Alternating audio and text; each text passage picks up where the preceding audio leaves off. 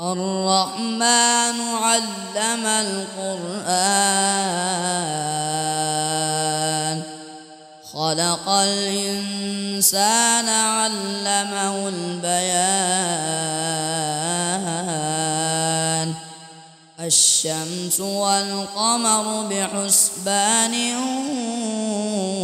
والنجم والشجر يسجدان والسماء رفعها ووضع الميزان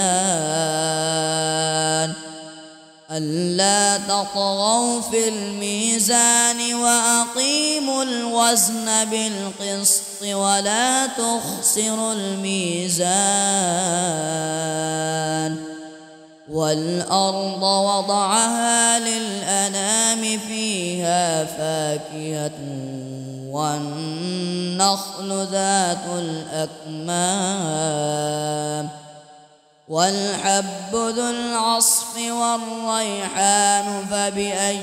آلاء ربكما تكذبان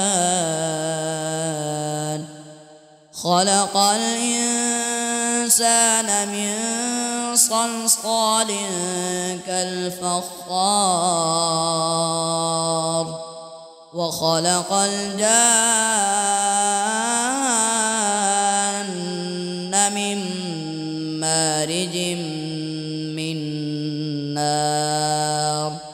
فبأي آلاء ربكما تكذبان رب المشرقين ورب المغربين فبأي آلاء ربكما تكذبان مرج البحرين يلتقيان بينهما برزخ لا يبغيان فبأي آلاء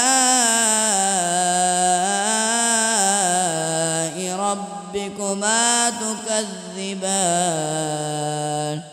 يخرج منهما اللؤلؤ والمرجان فبأي آلاء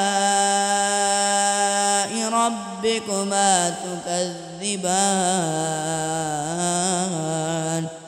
وله الجوار